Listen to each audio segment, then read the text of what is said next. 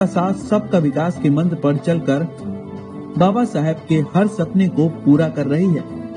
यही सच्चे मायने में बाबा साहेब को सच्ची श्रद्धांजलि है।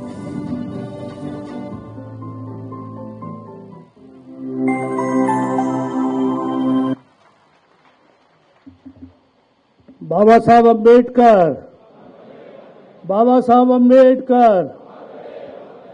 अब मैं प्रदेश सरकार के मुखिया, हम सबके नेता और लगातार सतत जनता के लिए काम करने वाले आदरणीय महाराज योगी आदित्यनाथ जी को आमंत्रित करता हूं कि आएं और कार्यकर्ताओं का मार्गदर्शन करने का कृपा करें।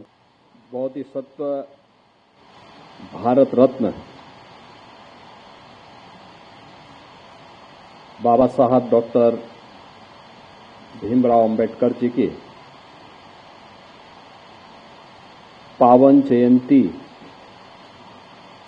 कार्यक्रम से संबंधित आज की इस महत्वपूर्ण कार्यशाला मैं भारतीय जनता पार्टी के प्रदेश के हमारे अध्यक्ष चौधरी भूपेंद्र सिंह जी, उत्तर प्रदेश सरकार में मंत्रिमंडल के मेरे सहयोगी उप मुख्यमंत्री श्री ब्रजेश पाठक जी, समाज कल्याण विभाग के मंत्री श्री असीम अरुण जी, अनुसूचित जाति आयोग के राष्ट्रीय अध्यक्ष माननीय श्री लाल सिंह आर्य जी, भारतीय जनता पार्टी के प्रदेश के संगठन महामंत्री माननीय श्री धर्मपाल जी, भारतीय जनता पार्टी के पूर्व प्रदेश अध्यक्ष डॉक्टर रमापति राम त्रिपाठी जी, पूर्व केंद्रीय मंत्री और पूर्व प्रदेश अध्यक्ष डॉक्टर महेंद्र नाथ पांडे जी, प्रदेश अध्यक्ष अनुसूचित जाति मोर्चा श्री रामचंद्र कनौजिया जी, राष्ट्रीय उपाध्यक्ष युवा मोर्चा श्री विनोद प्रकाश जी, इस कार्यक्रम के जो संयोजक हैं प्रदेश महामंत्री श्री राम प्रताप सिंह जी, भारतीय जनता पार्टी प्रदेश के इस विशेष कार्यशाला में उपस्थित प्रदेश सरकार में मंत्रिमंडल के मेरे सहयोगीगण, माननीय सांसदगण, विधायकगण, जिलाध्यक्षगण और विभिन्न मोर्चा प्रकोष्ठों से जुड़े हुए पदाधिकारी और उपस्थित बहनों और भाइयों, मैं आप सबका इस कार्यशाला में हृदय से स्वागत करता हूं, अभिनंदन करता हूं। बाबा साहब की जयंती की एक दिन पहले आयोजित कार्यशाला अगले 12 दिन की 10-11 दिन की कार्य योजना को लेकर के भारतीय जनता पार्टी पूरे देश के अंदर एक विस्तृत कार्य योजना को लेकर के चल रही है। कार्यक्रम का उद्देश्य बहुत स्पष्ट है। पिछले 10 वर्ष में प्रधानमंत्री मोदी जी के नेतृत्व में भारतीय जनता पार्टी की केंद्र सरकार ने और विभिन्न राज्यों की भारतीय जनता पार्टी की सरकारों ने दलितों के लिए, वंचितों के लिए, पिछड़ों के लिए, महिलाओं के लिए कौन से कार्य किए हैं और उनकी उपलब्धि और रिजल्ट क्या है, और कौन से ऐसे कारक थे जो बाबा साहब भीमराव अंबेडकर के उस सपने को साकार करने में बाधक थे। क्योंकि जब हम सही तथ्य जनता जनार्दन के सामने रखेंगे ही नहीं, तो स्वाभाविक रूप से जो लोग अब तक गुमराह करके अपनी राजनीतिक उल्लू सीधा करते रहे हैं, वे लोग इसी प्रकार से गुमराह करके देश के अंदर अव्यवस्था पैदा करके उन दलितों का, वंचितों का शोषण करते रहेंगे और राजनीतिक सीढ़ियों पर चढ़ करके सत्ता की ऊंची दुकानों के पकवानों का स्वाद लेकर के दलितों को, गरीबों को, वंचितों को उनके अधिकारों से ऐसे ही वंचित करते रहेंगे। और इसलिए एक विस्तृत कार्य योजना के साथ भारतीय जनता पार्टी प्रदेश की कार्यशाला आज यहां पे आयोजित हो रही है। यद्यपि ये कार्यशाला 3 दिन पहले होनी थी, लेकिन गांव-गांव संपर्क के कार्यक्रम के कारण ये आज हुई है। आज का मुख्य कार्यक्रम बाबा साहब भीमराव अंबेडकर की जहां कहीं भी प्रतिमा है, उनके नाम पे जहां कहीं भी पार्क हैं, आज भारतीय जनता पार्टी के कार्यकर्ता, जनप्रतिनिधि और सरकार के अधिकारीगण वहां पे स्वच्छता के एक विशेष कार्यक्रम के साथ जुड़ रहे हैं और उन्हें सम्मानित करके उन कार्यक्रमों को आगे बढ़ाने का काम कर रहे हैं। और कल के लिए जैसे 2020 में केंद्र सरकार ने राजकीय अवकाश घोषित करते हुए प्रत्येक केंद्रीय कार्यालयों में यह व्यवस्था सुनिश्चित की थी कि बाबा साहब भीमराव अंबेडकर से जुड़े हुए उन मूल्यों पर, उन आदर्शों पर न केवल चर्चा की जाए, बल्कि बाबा साहब भीमराव अंबेडकर के प्रति अपनी श्रद्धांजलि को व्यक्त करने के विशेष आयोजन भी किए जाएं। और वैसे ही प्रदेश सरकार ने भी कल एक सार्वजनिक अवकाश के साथ साथ बाबा साहब भीमराव अंबेडकर की प्रतिमा और पार्कों में पुष्पांजलि कार्यक्रम के साथ साथ चर्चा परिचर्चा करके इन मूल्यों को, इन आदर्शों को आगे बढ़ाने के लिए एक विशेष अभियान प्रारंभ किया है। और उसी तर्ज पर आज इस कार्यशाला के साथ हम सब जुड़ने का कार्य कर रहे हैं। इसमें कोई संदेह नहीं कि पिछले 10 वर्ष में प्रधानमंत्री मोदी जी के नेतृत्व में बिना भेदभाव के शासन की योजना का लाभ हर वंचित को, हर दलित को, हर गरीब को, हर महिला को, हर अन्नदाता किसान को पहुंचाने का काम यह भारतीय जनता पार्टी की सरकारों ने किया है। लेकिन हमारी समस्या क्या है कि हम उस बात को बार बार दोहरा नहीं पाते। जिन लोगों को सुविधा मिली है उन लोगों तक हम इस बात को पहुंचाने के लिए कुछ देर प्रयास करते हैं, फिर वह प्रयास कहीं ना कहीं रुकता है। लेकिन यह एक विशेष अभियान जब हम इन कार्यक्रमों के साथ जुड़ेंगे, और 10 दिन का ये बड़ा अभियान, क्योंकि जब भी आप कोई बड़ा कार्य करते हैं, किसी बड़े अभियान को अपने हाथ में लेते हैं, या कहीं भी कोई ऐसी घटना होती है जो किसी दलित को, किसी गरीब को, किसी वंचित को उसके अधिकार से रोकने का कुत्सित प्रयास होता है, तो विपक्ष कोई ना कोई प्रोपेगेंडा अपनाने का काम करता है। आप सब जानते हैं बांग्लादेश की घटना आपके सामने है, और बांग्लादेश की घटना को लेकर के मुझे लगता है 3 वर्ष पहले हमारे राज्यसभा के सांसद और SC/ST आयोग के पूर्व अध्यक्ष, उत्तर प्रदेश के पूर्व DGP श्री ब्रजलाल जी ने एक पुस्तक लिखी थी, और पुस्तक उन्होंने बाबा साहब भीमराव अंबेडकर और उस समय आजादी के समय के उन 2 दलित महायोद्धाओं की चर्चा करते हुए उसके तुलनात्मक अध्ययन पर आधारित थी। एक तरफ बाबा साहब भीमराव अंबेडकर, जिन्होंने कहा था कि मैं आदि भी और अंत भी मेरा एक भारतीय के रूप में रहेगा, और भारतीय के रूप में ही मैं अपनी पहचान को बनाए रखना चाहता हूं। और दूसरी तरफ जोगेंद्र नाथ मंडल थे, जिन्होंने पाकिस्तान का समर्थन कर दिया, लेकिन 1 वर्ष भी पाकिस्तान में नहीं रह पाए थे। बहनों और भाइयों, जोगेंद्र नाथ मंडल की कृत्यों की सजा आज भी बांग्लादेश के अंदर वहां का हिंदू प्राप्त कर रहा है। आप सब जानते हैं बांग्लादेश में जो भी हिंदू है, जो प्रताड़ित हो रहा है, जो पीड़ित है, ये सभी दलित हिंदू हैं। और दलित हिंदू वहां पर किस कदर उनके साथ अत्याचार हो रहे हैं आपने देखा होगा। न कांग्रेस ने, न समाजवादी पार्टी ने, न ममता बनर्जी ने, किसी ने भी उनके पक्ष में आवाज नहीं उठाई। उठाई तो केवल भारतीय जनता पार्टी ने उठाई। भारतीय जनता पार्टी ने उठाई और भारतीय जनता पार्टी इस बात के लिए प्रतिबद्ध है कि हमें हर हिंदू की रक्षा करनी है और इसी के लिए सिटीजनशिप अमेंडमेंट एक्ट भी बनाया कि किन्हीं कारणों से पाकिस्तान में, बांग्लादेश में, अफगानिस्तान में कोई सिंधु, कोई सिख, कोई हिंदू, कोई जैनी, कोई बौद्ध, अगर वह वहां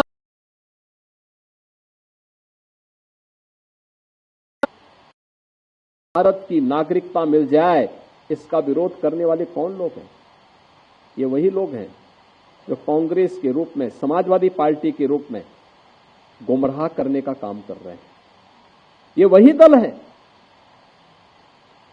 ये व्यवहारिक धरातल पर भी दलित और वंचितों का अधिकार छीनने के अधिकारी होते हैं। आप देखते होंगे कहीं दलितों की झोपड़ी पर, उनकी जमीन पर कब्जा करने वाले कोई लोग होंगे तो इन्हीं दलों से जुड़े हुए लोग होंगे। ये सर्वाधिक कब्जा करते हैं। और ठीक बात है कि सरकार का डंडा है, सरकार उनको ठीक भी करती है, दुरुस्त भी करती है कि जिससे वे लोग गरीबों की, वंचितों की जमीनों पर कब्जा न कर सके। लेकिन फिर भी उनके द्वारा किस प्रकार के राग अलापे जाते हैं, हमें आश्चर्य होता है। ये वही राज्य है और ये देश वही देश है जिस देश में वक्फ के नाम पर लाखों एकड़ लैंड कब्जे की गई है। उनके पास कोई कागज नहीं, कोई राजस्व रिकॉर्ड नहीं, और राजस्व रिकॉर्ड नहीं तो सभी को वापस लेने की कार्रवाई, जब इस संशोधन विधेयक संसद में पारित हुआ है और अब इस पर कार्रवाई हो रही है, तो इसके लिए हिंसा भड़काई जा रही है। हिंसा में आपने देखा होगा कब पश्चिमी बंगाल में मुर्शिदाबाद 3 हिंदुओं की निर्मम हत्या हुई, उनके घरों से खींच करके उनकी हत्या हुई। और ये सब कौन है? ये सभी वही दलित हैं, वही वंचित हैं, वही गरीब हिंदू हैं जिसको इस जमीन का सर्वाधिक लाभ मिलने वाला है। सर्वाधिक लाभ मिलने वाला है। ये लैंड राजस्व के रिकॉर्ड में फिर से आएगी तो एक गरीब भी हाई राइज बिल्डिंग का, मल्टी स्टोरी बिल्डिंग का लाभ उठा पाएगा। उसको भी वहां अच्छे फ्लैट सरकार बना करके उपलब्ध करवा देगी। इन्हें भय है कि दलितों को, वंचितों को, गरीबों को अगर ये हाई राइज बिल्डिंग मिल जाएगी तो इनका तो वोट बैंक समाप्त हो जाएगा। ये गुमराह करने की इनकी राजनीति हमेशा के लिए समाप्त हो जाएगी। इसलिए लोग हिंसा भड़का रहे हैं, हिंसा का रास्ता अपना रहे हैं। आप देख रहे होंगे सिटीजनशिप अमेंडमेंट एक्ट पारित होने में जिसका लाभ सर्वाधिक पाकिस्तान, बांग्लादेश या अफगानिस्तान में जो वंचित हिंदू था, दलित हिंदू था, उनको भारत की नागरिकता देने का काम, जो किन्हीं कभी भी भारत में आए थे, 5 वर्ष पहले आए थे, उनको जब नागरिकता देने के कार्यक्रम को प्रधानमंत्री मोदी जी ने आगे बढ़ाया, इन्होंने पूरे देश के अंदर आंदोलन शुरू कर दिया, अभियान चालू कर दिया, बड़े बड़े आंदोलन किए, तोड़फोड़ की, आगजनी की। लेकिन सरकार ने भी दृढ़ता के साथ उसका सामना किया और सामना करते हुए आज इस नागरिकता देने का कार्यक्रम प्रारंभ किया है। कहां जाएगा? पाकिस्तान में, बांग्लादेश में पीड़ित हिंदू कहां जाएगा? और हिंदुस्तान की तरफ ही आएगा। दुनिया के अंदर कहीं भी कोई पीड़ित हिंदू होगा, वह आकर के अंततः हिंदुस्तान में ही आएगा और वह भारत में आकर के ही शरण लेने के लिए मजबूर होता है।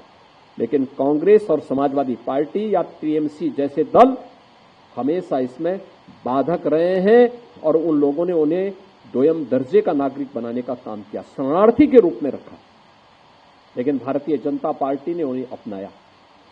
ऐसे ही वक्फ संशोधन अधिनियम में भी इन लोगों ने वही हिंसा कर रहे हैं, धमकी दी जा रही है, फिर अव्यवस्था पैदा करने का प्रयास हो रहा है, क्योंकि इन्हें भय है कि और लैंड अगर राजस्व के खाते में वापस आएगी तो गरीबों को मिलेगी, हॉस्पिटल बनेंगे, मेडिकल कॉलेज बनेंगे, शिक्षा के अच्छे केंद्र बनेंगे, अटल आवासीय विद्यालय जैसे विद्यालय बनेंगे तो श्रमिकों की और वंचितों के बच्चों को वहां पढ़ने की आवाज से शुद्ध अच्छी व्यवस्था मिलेगी।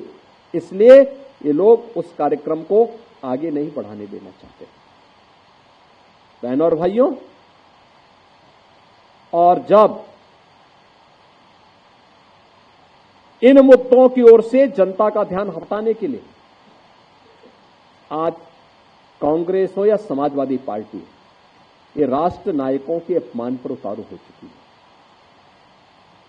ये राष्ट्र नायकों का अपमान करने पर उतारू हो चुकी। याद करिए 2012 में जब समाजवादी पार्टी की सरकार इस प्रदेश में बनी थी, समाजवादी पार्टी के तत्कालीन प्रदेश सरकार के मुखिया के रूप में उस सरकार के मुख्यमंत्री ने पहली घोषणा क्या की थी? उन्होंने कहा था जितने भी ये सामाजिक न्याय के स्थल बना दिए गए हैं इनको तुड़वाएंगे। और उस समय उन्होंने कहा था कि इनमें हम मैरिज हॉल खुलवाएंगे। आप देख रहे हैं ना, ये मानसिकता इनकी थी। उन्होंने किया भी। इसी लखनऊ में मान्यवर कांसी राम जी के नाम पर विश्वविद्यालय बना था, उसका नाम बदल दिया। सहारनपुर में बना था मेडिकल कॉलेज, उसका नाम बदल दिया। कन्नौज में मेडिकल कॉलेज बाबा साहब भीमराव अंबेडकर के नाम पे बना था, नाम बदल दिया। जब श्री असीम अरुण जी ने मेरे सामने इस बात को रखा कि ये तो बाबा साहब के नाम पे था और बाबा साहब के नाम पर बने हुए मेडिकल कॉलेज का नामकरण इन्होंने बदलने का काम किया है।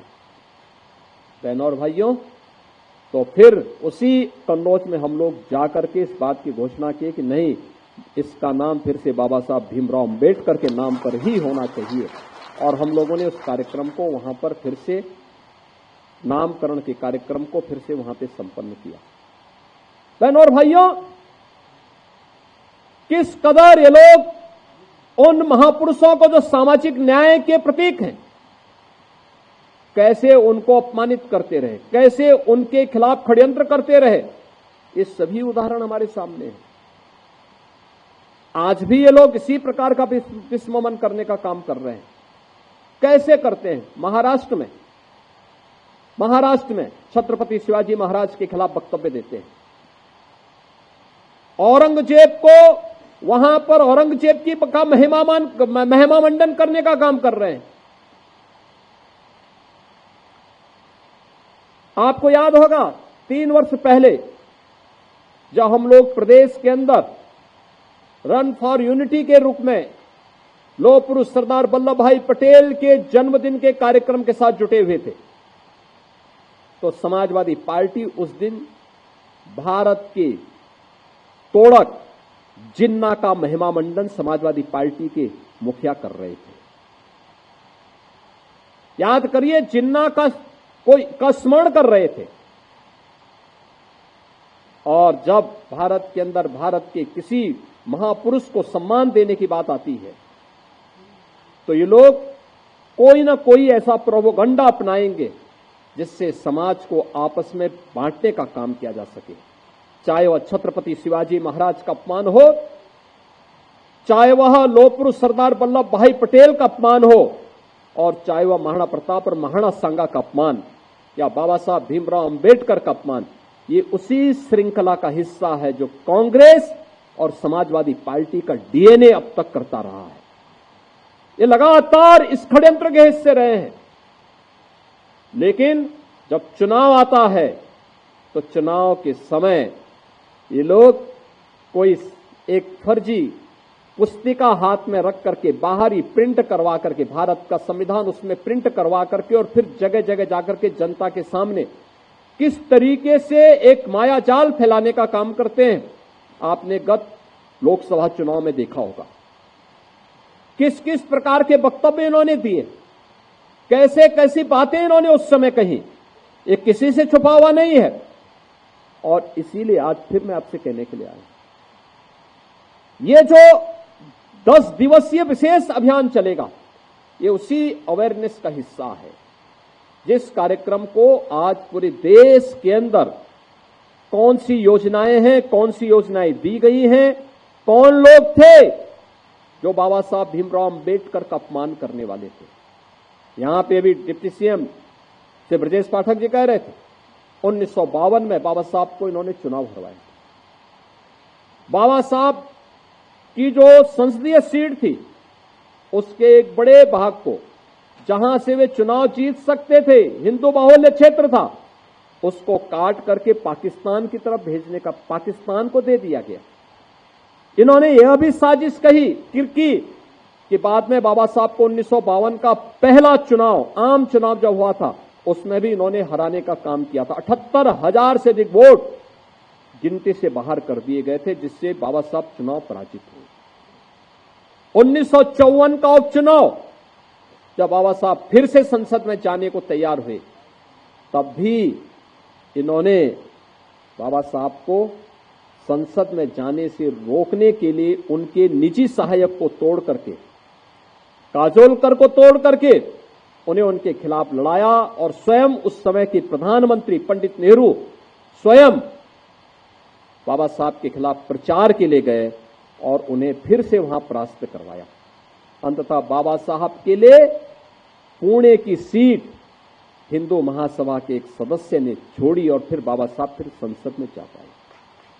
बहनों और भाइयों, ये कांग्रेस या समाजवादी पार्टी ये हमेशा देश तोड़क तत्वों के साथ खड़ी रही है। संविधान के प्रियम्बल में तक इन्होंने संशोधन कर दिया। अभी हम लोगों ने पिछले सत्र में प्रत्येक सदस्य को संविधान की मूल प्रति जो 26 नवंबर 1949 को बाबा साहब ने संविधान का मसौदा तैयार करते समय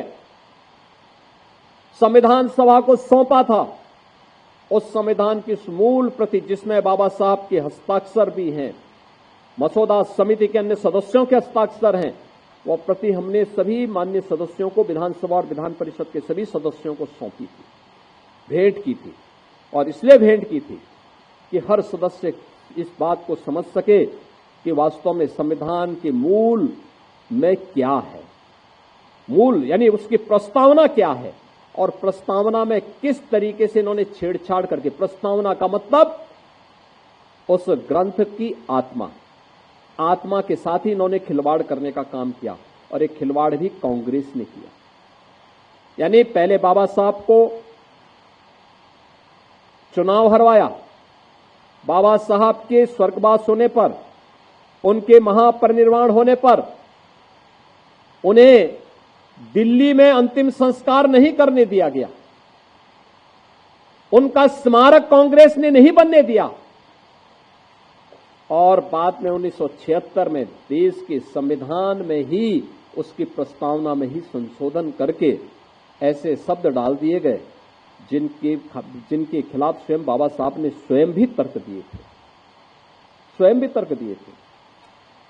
बहनों और भाइयों, सही मायने में अगर आप देखेंगे तो बाबा साहब भीमराव अंबेडकर का वास्तविक सम्मान, उनके मूल्यों, उनके आदर्शों को सही प्रकार से सम्मानित करने का काम अगर किसी ने किया तो प्रधानमंत्री मोदी जी ने किया। बाबा साहब के पंच तीर्थ, उनकी जन्मभूमि मऊ मध्य प्रदेश, दिल्ली में रह करके जहां उन्होंने अपने सार्वजनिक जीवन के कामकाज को निपटाया और उनका महापरिनिर्वाण हुआ, वहां पर डॉक्टर अंबेडकर इंटरनेशनल सेंटर की स्थापना करने का काम, जहां उन्होंने उच्च शिक्षा अर्जित की थी इंग्लैंड के उस भवन को लेकर के फिर वहां पे बाबा साहब का स्मारक और भारत से जाने वाले अनुसूचित जाति के युवकों के लिए विशेष स्कॉलरशिप देकर के उच्च शिक्षा अध्ययन के लिए विशेष व्यवस्था देना, बाबा साहब की दीक्षा भूमि नागपुर या फिर चैत्य भूमि मुंबई, इन 5 स्थानों को पंच तीर्थ के रूप में विकसित करने का काम अगर किसी ने किया है तो भारतीय जनता पार्टी ने किया है। बाबा साहब भीमराव के सपने को साकार करने का काम किसी ने किया तो प्रधानमंत्री मोदी जी ने किया। बहनों और भाइयों, यही नहीं, उत्तर प्रदेश में प्रधानमंत्री मोदी जी की प्रेरणा से हम लोग लखनऊ में भी बाबा साहब भीमराव अम्बेडकर का एक इंटरनेशनल सेंटर और सांस्कृतिक केंद्र की स्थापना, उनका स्मारक और उनका एक सांस्कृतिक केंद्र भी स्थापित कर रहे हैं, जहां पर बाबा साहब भीमराव अम्बेडकर के दर्शन पर शोध हो सके, लोग कार्य कर सके। कौन ऐसा महामानव था जिसने अपमान सह करके भी भारत और भारतीयता के लिए पूरा जीवन लगाया? वो कौन महामानव था जिसने देश की बदहाली के खिलाफ आवाज उठाई थी, गरीबों और वंचितों को उनका अधिकार देने का काम किया था? कौन वह महामानव था जिसने तंगहाली में, गरीबी में जीवन यापन करते हुए भी दुनिया की उच्चतम डिग्री, शिक्षा की उच्चतम डिग्री लेकर के भारत को आगे बढ़ने का काम किया था? याद करिए, पंडित जवाहरलाल नेहरू की कैबिनेट में वे उस समय के पूरी संविधान सभा की पूरी उनकी जो व्यवस्था थी और उसके उपरांत जो कैबिनेट बना देश की आजादी के तत्काल बाद, उसमें वे पहले ऐसे सदस्य थे जिन्होंने इकोनॉमिक्स की उच्चतम डिग्री ली थी और उसमें शोध भी किया था। और कैबिनेट की उस समिति में चाहे वह विदेश नीति पर, चाहे वह आर्थिक नीति पर या वित्त संबंधी अन्य महत्वपूर्ण मुद्दों पर चर्चा करने के लिए, उसमें किसी में भी कांग्रेस ने बाबा साहब भीमराव अम्बेडकर को स्थान नहीं दिया था। ये कांग्रेस की वे चालें हैं जो वह लगातार करती रही है और आज भी वह उस साजिश का शिकार पूरे देश को बना रही है। तो वही कांग्रेस हो या समाजवादी पार्टी, टीएमसी हो या वामपंथी दल, ये लगातार बाबा साहब भीमराव अम्बेडकर के खिलाफ, सामाजिक न्याय के पुरोधाओं के खिलाफ षड्यंत्र रचते रहे। और इन सभी को यह समय है जब बाबा साहब भीमराव अम्बेडकर की पावन जयंती के अवसर पर इन मुद्दों को लेकर के हम हर दलित बस्ती में, वंचित बस्ती में जाएं और वहां पर वास्तविक रूप से सभी तथ्य रखें।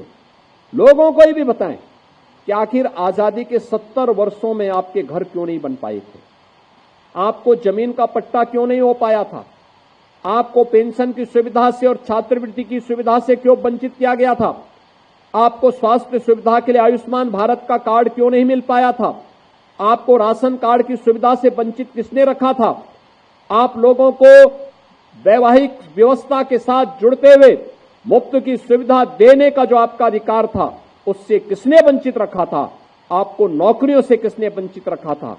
और आप तो यह व्यवस्था बढ़ करके नारी वंदन अधिनियम तक पहुंच करके समाज की उन सभी वंचितों को जो अब तक इन सुविधाओं से वंचित थे, देश की संसद और विधानसभा में जाने तक का भी मार्ग प्रधानमंत्री मोदी जी ने प्रशस्त किया है। इन 10 दिवसीय कार्यक्रमों के लिए अभी से कार्यक्रम आगे बढ़े और मेरा विनम्र आग्रह होगा, यहां पे हमारे अनुसूचित जाति के राष्ट्रीय अध्यक्ष से लाल सिंह आर्य जी भी आए हैं। यहां पर संगठन ने पूरे दिन भर की कार्यशाला रखी, लेकिन कार्यशाला ससमय संपन्न होकर के आप सभी अपने अपने जनपदों में जाकर के उन कार्यक्रमों का हिस्सा जरूर बने जो बाबा साहब भीमराव अम्बेडकर की जयंती के अवसर पर कल आयोजित होने वाले हैं। और उन कार्यक्रमों के माध्यम से कल पुष्पांजलि के कार्यक्रम हो, वहां पे भाषण होने चाहिए, इन मुद्दों पे चर्चा होनी चाहिए। और फिर परसों से जनसंपर्क के कार्यक्रम जब भी पार्टी ने 15 से 25 के बीच में जो तैयार किए हैं, इन कार्यक्रमों के साथ हमें बृहद स्तर पर जुड़ करके व्यापक जनसंपर्क के इस कार्यक्रम के साथ जुड़ करके, क्योंकि बहुत बार होता क्या है, जानकारी के अभाव में भी गुमराह लोग हो जाते हैं। जानकारी के अभाव में वंचितों को, गरीबों को उनकी योजनाओं का वास्तविक लाभ नहीं मिल पाता है। जब हम उन्हें बताएंगे कि आपके लिए ये सरकार की योजनाएं हैं, ये योजनाएं थी, इनका लाभ आप ऐसे ले सकते हैं, तो मुझे लगता है उसका बड़ा लाभ होगा। और मैं चाहूंगा कि हमें बाबा साहब अंबेडकर जी के उस महान व्यक्तित्व से प्रेरणा प्राप्त करते हुए प्रत्येक नागरिक को उसके साथ जोड़ने का कार्य करना चाहिए। और जो बाबा साहब ने कहा था कि मैं आदि भी और अंत भी मैं एक भारतीय के रूप में ही रहना चाहता हूं, उस भारतीय के रूप में प्रत्येक समाज के प्रत्येक तबके को जोड़ने का कार्य हम सबको करना है। इस विश्वास के साथ इस पूरी कार्यशाला के लिए मैं आप सबको अपनी शुभकामनाएं देता हूं और मैं चाहूंगा कि हमें जो बृजलाल जी ने पुस्तक लिखी है बाबा साहब भीमराव अंबेडकर बनाम जोगेंद्रनाथ मंडल, उस पुस्तक को जरूर देखना चाहिए। ये स्वतंत्र भारत का वह दिग्दर्शन कराती है जो हर भारतीय की आंखों को खोलने वाला है और बांग्लादेश और पाकिस्तान की वास्तविक सच्चाई को भी सामने रखने वाला है। जरूर हम इसको एक बार देखें। इस विश्वास के साथ मैं आज के इस अवसर पर इस पूरी कार्यशाला के प्रति अपनी शुभकामनाएं देता हूं। धन्यवाद। जय हिंद।